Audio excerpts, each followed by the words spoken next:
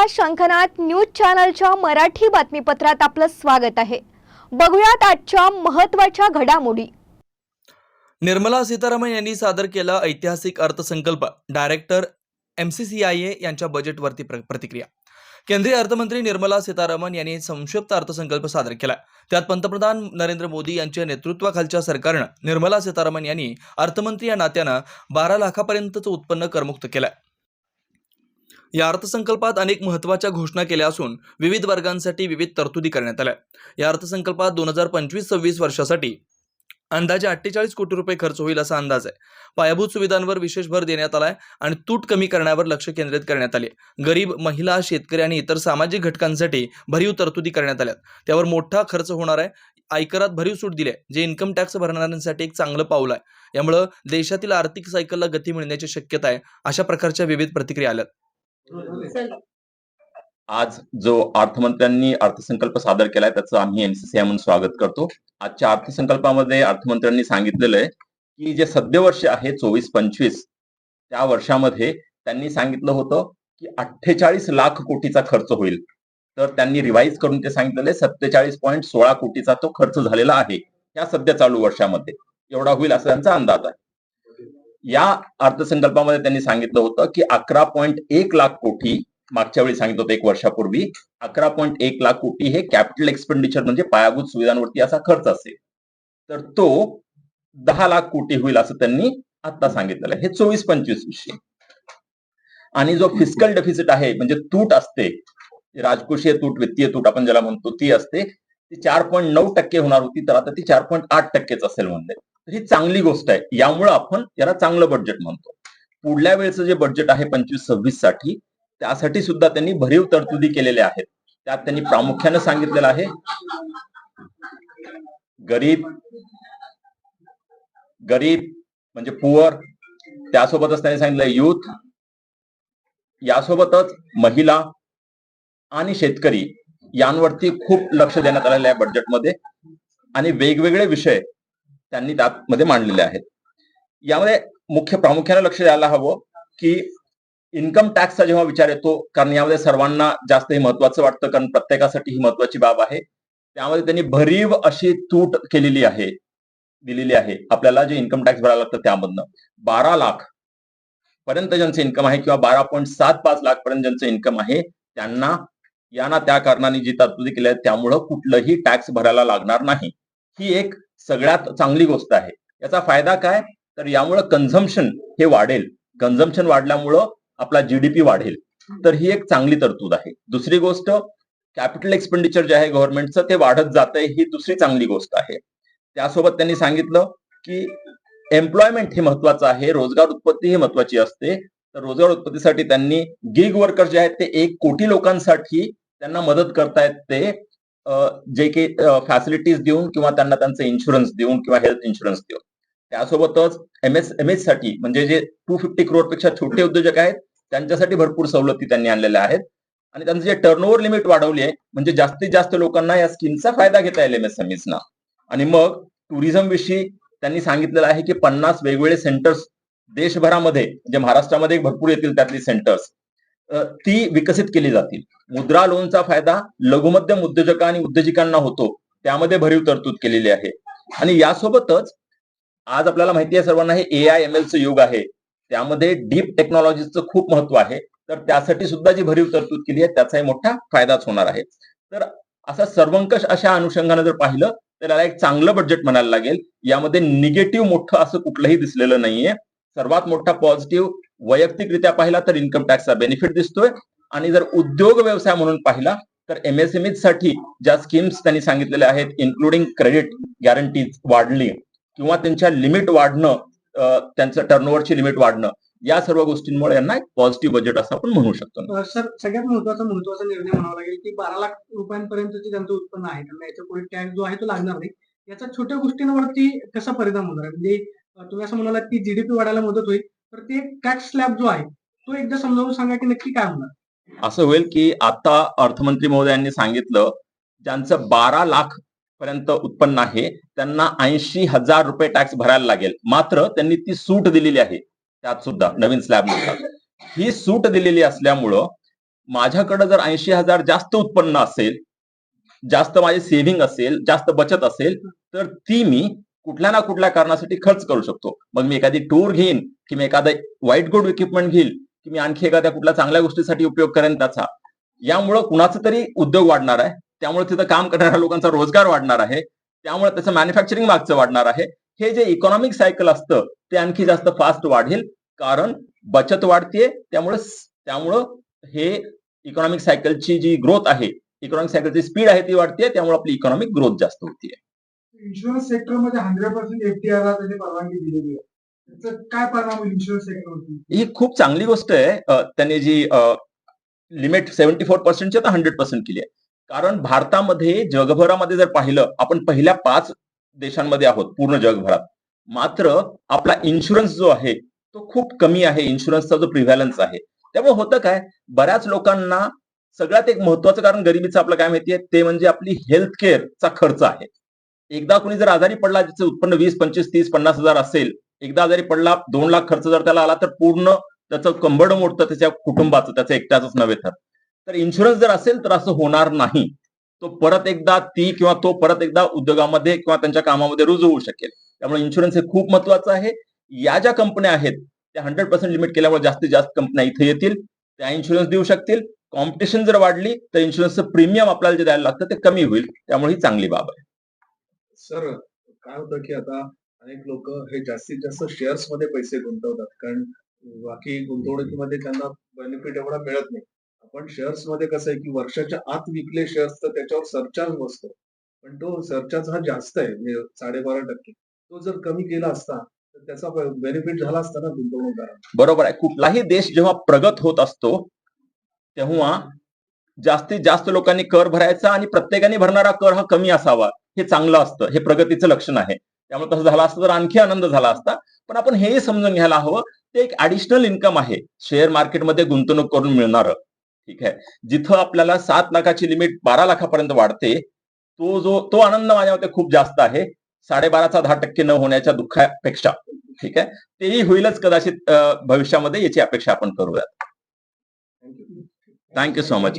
आता हिंदी किंवा इंग्रजीमध्ये ज्यांना ऐकायचंय त्यांच्यासाठी अरविंद गोयलजी आणि प्रदीप भार्गवजी बोलतील. हिंदी किंवा इंग्रजीमध्ये ज्यांना ऐकायचं, हिंदीमध्ये घ्यायचं की इंग्रजीत घ्यायचं? हिंदी. Arvind ji end then Pradeep ji. नमस्कार, मेरा नाम प्रदीप भार्गव है। मैं मराठा चैम्बर का पास्ट प्रेसिडेंट रह चुका हूँ। आप लोगों से मुलाकात भी हुई है। अरविंद और प्रशांत ने काफी हद तक मुख्य मुद्दों के ऊपर विचार दिए हैं। बहुत सराहनीय बजट रहा है, क्योंकि मैडम फाइनेंस मिनिस्टर में एंड में जाके जो उन्होंने पर्सनल इनकम टैक्स दिया, उसका जो लास्टिंग इम्पैक्ट हो जाता है, जो लास्ट सुनते हैं उसका जरा रहता है। तो मैं दोहराऊंगा नहीं, कुछ 2-3 बातों के ऊपर जो चीज कवर्ड हुई है मेरी लिस्ट में, उन्हीं पे बात करूंगा। सबसे बड़ी बात जो फिस्कल डिफिसिट की बात की है, प्रशांत ने बोला 4.8 और अरविंद ने भी अपने विचार दिए उस पे। ये ग्लाइड पाथ 5 साल पहले बनाया था। How we will move from 7% all the way up to 4.5%। Actually वित्त मंत्री और सरकार का था कि ये 4.5% पे आने वाले हैं। इस बार 4.9 की जगह 4.8 पे आए हैं, बहुत सराहनीय है। और अगले साल 4.5 की जगह 4.4 किया है। सो दिस इज एक डायरेक्ट इसका इम्पैक्ट ये होता है, जब फिस्कल डेफिसिट कम होती है, उसके कारण money the government has to pump it कम हो जाता है, तो उससे इन्फ्लेशन पे कंट्रोल आता है। सो उसको देखते हुए ये बहुत सराहनीय। एक ही खाली मेरे को कहना चाहूंगा कि 11 लाख करोड़ कैपिटल इन्वेस्टमेंट का था प्लान इस बजट में। जो नया रिवाइज एस्टिमेट दिया उसमें 10 लाख करोड़ है, तो करीब 1 लाख करोड़ का जो कैपिटल इन्वेस्टमेंट था इंफ्रास्ट्रक्चर में इस साल, वो कम हुआ है। समझ में आता है क्योंकि इलेक्शन हुए, काफी प्रोजेक्ट डिले हो गए, तो इसलिए समझ आता है। फिर भी उसके बावजूद भी, जैसे प्रशांत ने बताया, जो रेवेन्यू है, GST collections have been higher than the budget, so we have done very well. उसी के कारण ये फिस्कल डेफिसिट 4.9 की जगह 4.8 हो गई है। इसी से लिंक्ड होता है कि ईज ऑफ डूइंग बिजनेस की जो हमेशा बात होती है, वित्त मंत्री ने बताया कि बहुत सारे रेगुलेशंस को रिव्यू करेंगे, making it ease of doing business.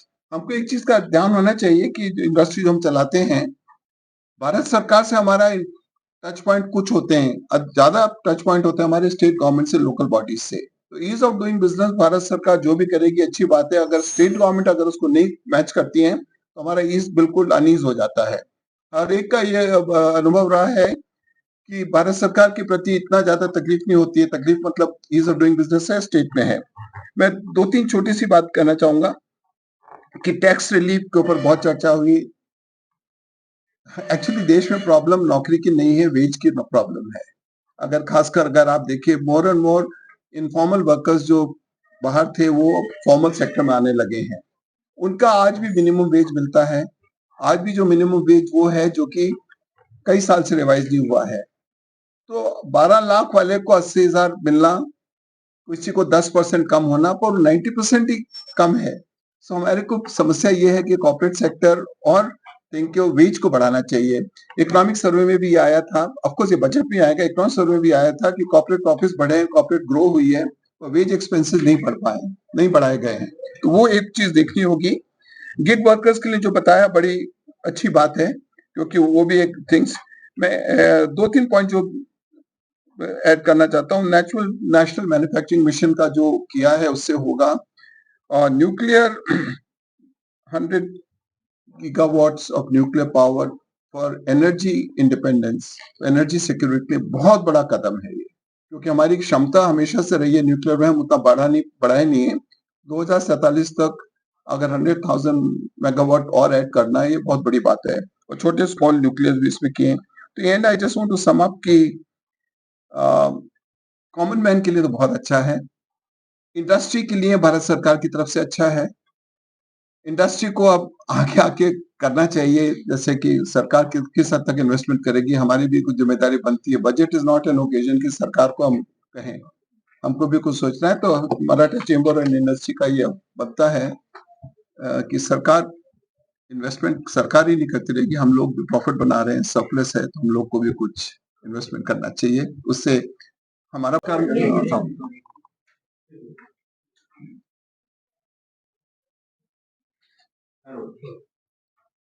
हा, नमस्कार. मी डॉक्टर दीपक शिकारपूर. मी गेले 40 वर्ष संगणक क्षेत्रात कार्यरत आहे आणि आज जो अर्थसंकल्प जाहीर झाला याच्यात संगणक क्षेत्रासाठी थेट काहीही तरतूद नाही.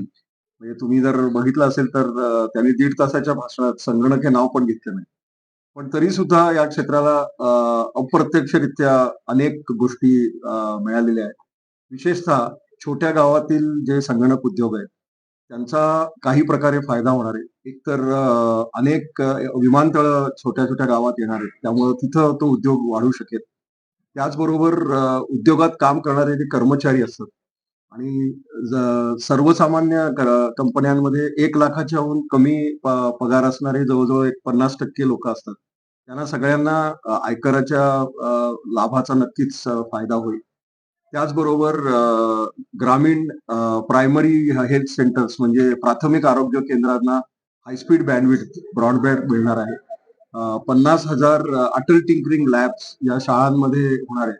त्याचं लोकल सॉफ्टवेअर इंडस्ट्रीला त्याचा फायदा होतो, कारण त्या ठिकाणी त्यांना तिथं व्यवसाय मिळतो. अजून एक आमच्या उद्योगाची एक समस्या आहे, ती म्हणजे कुशल मनुष्यबळ मिळवणं आणि त्यासाठी कौशल्यावर भर या अर्थसंकल्पात दिसतो. 4-5 स्किल डेव्हलपमेंट सेंटर्स म्हणजे कौशल्य विकास केंद्र तयार होणार आहेत. त्यांनी एक फिगर सांगितली की 50,000 कोटी रुपये कौशल्य वृद्धीसाठी खर्च होतील. IIT ची कॅपॅसिटी वाढणार आहे, त्यामुळे जास्त इंजिनियर्स चांगल्या प्रकारे तयार होतील. पण माझी वैयक्तिक अपेक्षा होती की इंटर्नशिप्स म्हणजे आपल्याला उद्योगात थेट कार्यानुभव घेण्यासाठी एखादी तरतूद जर त्याचबरोबर केली असती, तर सध्या जी आपण परिस्थिती बघतो की अनेक उद्योगांमध्ये म्हणजे आपल्याकडेच एक घडलं होतं की मगरपट्ट्यामध्ये एका उद्योगांनी त्यांनी मुलाखतीसाठी बोलवलं होतं आणि जागा होत्या काहीतरी 200, पण 10,000 लोक तिथे गेली होती. तर अशी परिस्थिती निर्माण का होते? कारण आपल्याकडं उद्योगाच्या गरजा आणि उपलब्ध मनुष्यबळ याचा मेळ बसत नाही. तर ह्यासाठी शिक्षण क्षेत्राने पण सजग होऊन या सर्व योजनांचा लाभ घेतला पाहिजे आणि नक्कीच ब्रॉडबँड नेट किंवा किसान नेट वगैरे अशा ज्या तरतुदी आहेत, ज्यांनी उद्यम पोर्टलवर ज्या उद्योगांनी रजिस्टर केलं, विशेषतः लघु उद्योग, त्यांना या सर्व तरतुदींचा फायदा होईल.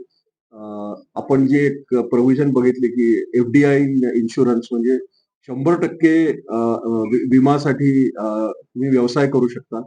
आता BFSI म्हणजे बँका आणि विमा हे संगणक उद्योगाच्या दृष्टीनं मोठे ग्राहक असतात आणि त्यांना जर व्यवसाय वाढला तर त्याचा अप्रत्यक्ष फायदा IT कंपन्यांना पण होतो आणि ह्या सर्व गोष्टींचा जर विचार केला तर हा अर्थसंकल्प आमच्या उद्योगासाठी नक्कीच चांगला आहे. टूअर्स आणि board member Maratha chamber of commerce agriculture and industry. माझा टुरिझम सेक्टरमध्ये सर्वप्रथम खूप अभिनंदन की एन्करेजमेंट इन्फ्रास्ट्रक्चर डेव्हलपमेंटचे प्रोजेक्ट्स जे आहेत ज्याच्यामध्ये 50 टुरिस्ट डेस्टिनेशन्स जी असलेली डेव्हलप करायची आहेत स्टेट गव्हर्नमेंटच्या थ्रू, तसंच 22 न्यू डेस्टिनेशन्स स्टेट गव्हर्नमेंट बरोबर डेव्हलप करतोय.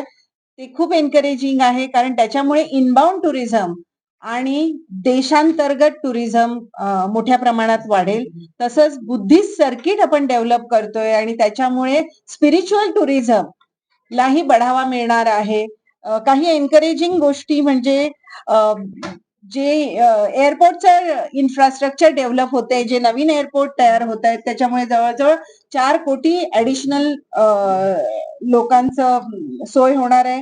ग्रीनफील्ड एअरपोर्ट आपल्या देशात तयार होत आहेत. Youth programme, performance link incentive, medical tourism आणि हिलिंग ह्याला बढावा आहे. ते पण खूप एनकरेजिंग आहे. इन फ्युचर आपल्याला त्याचा खूप फायदा होणार आहे. त्याच्यानंतर फ्री विजा, ह्याच्यामुळे आपलं देशाचं टुरिझम वाढणार आहे. त्यामुळे हे इन्फ्रास्ट्रक्चर हे फार महत्वाचं आहे आपल्या देशाच्या दृष्टीने आणि टुरिझमच्या दृष्टीने आणि इट इज व्हेरी थँकफुल की त्या गोष्टींना आपण बढावा देतोय आणि नक्कीच येत्या काळामध्ये भारताचं टुरिझम, इंटरनल टुरिझम वाढणार आहे. नमस्कार, मी संदेश सालियान, डायरेक्टर ऑफ डाली अँड समीर इंजिनिअरिंग आणि मराठा चेंबरमध्ये मी एक्झिक्युटिव्ह कमिटी मेंबर आहे. मी MSME संदर्भात बोलणार आहे. एक माननीय फायनान्स मिनिस्टरनी MSMEचा इम्पॉर्टन्स सांगितले. त्याच्यामध्ये ते सांगितलं की 1.7 करोड MSMEs आहेत आणि हे 7.5 कोटी लोकांना एम्प्लॉयमेंट देतात आणि एक्सपोर्ट 45% कॉन्ट्रीब्युट करतात भारतात. एक मेजर अनाउन्समेंट ते केलं की इन्व्हेस्टमेंट लिमिट 2.5 पट वाढवणार आहे आणि टर्नओव्हर लिमिट 2 पट केलेले आहे. ह्याच्यानी मायक्रो एंटरप्राइजेसच्या इन्व्हेस्टमेंट लिमिट 1 कोटी पासून 2.5 कोटी झाले आणि टर्नओव्हर 5 कोटी पासून 10 कोटी केले आणि स्मॉल एंटरप्राइजेसांना 10 कोटी इन्व्हेस्टमेंट पासून 25 कोटी केले. 50 कोटी टर्नओव्हरच्या 100 कोटी केलेत आणि मीडियम एंटरप्राइजांना 50 कोटी इन्व्हेस्टमेंट पासून 125 कोटी केलेत आणि टर्नओव्हर 250 कोटी पासून 500 कोटी केले. अजून एक चांगली स्कीम काढले ते क्रेडिट गॅरंटी स्कीम वाढवलेत. ह्याच्यात गव्हर्नमेंटच्या 60% गॅरंटी असणार आणि हे 100 कोटी पर्यंत फॅसिलिटी आहे. याच्या व्यतिरिक्त अजून एक फंड ऑफ फंड्स चालू केलेत ज्याच्यात 10,000 कोटी अवेलेबल आहे स्टार्टअप कंपनीसाठी. Thank you.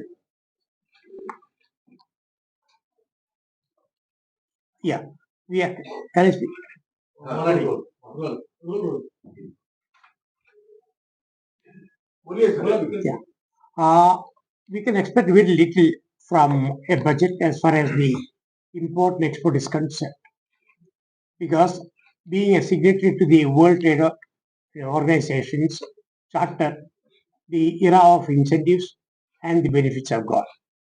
What probably we can expect from the government is that structural modification with reference to the policy and procedures.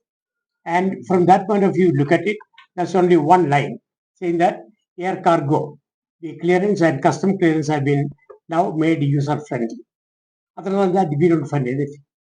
Now, as far as the industry focus, if you look at that, the lithium battery and other many items required for manufacturing the electric vehicles the duty have been rationalized and reduced. With reference to the health, if you look at it, 36 drugs have been now brought under the nil rate of duty from whatever the rate applicable. Apart from that, 6 more drugs have been brought. The duty has been brought to 5%. What really makes happy is that the bulk drugs for manufacturing those products, those drugs are also made either duty free or 5% duty. That will give good opportunity for Indian drug manufacturers to import the bulk drugs and formulate the final product and sell it, thereby making the final product more affordable to patients. There are certain drugs which have been prescribed by the doctors is also given a special treatment. Apart from that, if you look at the textiles, certain textile machinery have been their duty has been brought down. And as far as export is concerned, I don't find anything except the making the finance available at probably a lower rate of interest to MSME and others. Other than that, I don't find any proposals to make the export to grow as fast as what we think. Thank you. One more, I can add one more thing. The one of the expectations of the industry was that whatever the goods manufactured in the SEZ, when supplied to India, currently the rate is the custom duty charge on the value added within the SEZ within India. That is irrational.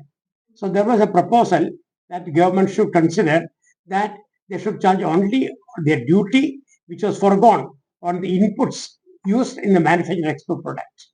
And that was that gave an expectation, and I don't find any mention here unless we read the fine print of the notification. We will not know whether anything happened in this case. Thank you.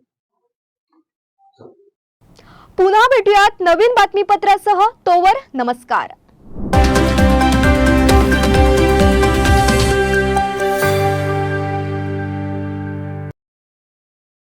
क्या आप interior के बारे में सोच रहे हैं पर design final नहीं कर पा रहे?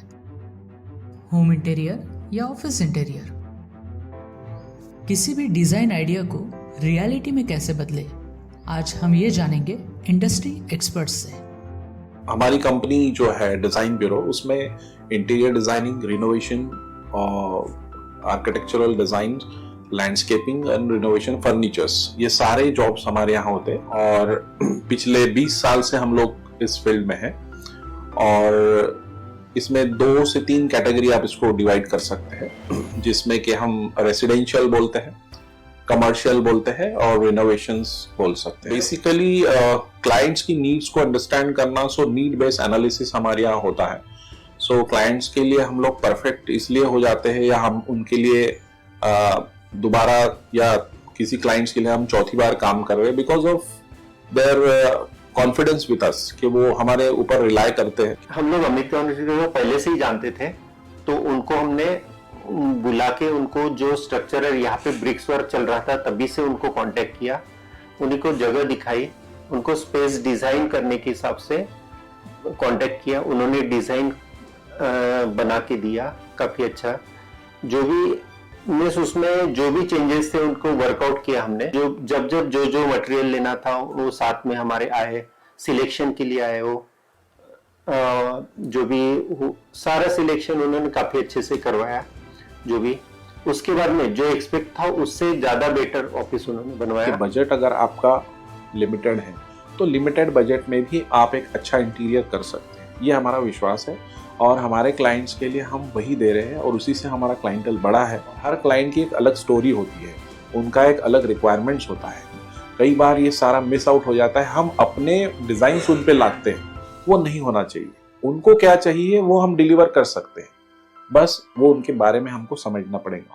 तो हमारे इसमें हम एक ही बोलते हैं कि ड्रीम कम्स ट्रू. आप ड्रीम देख रहे हो, हम उनको फुलफिल करेंगे, वो हमारी रिस्पॉन्सिबिलिटी है.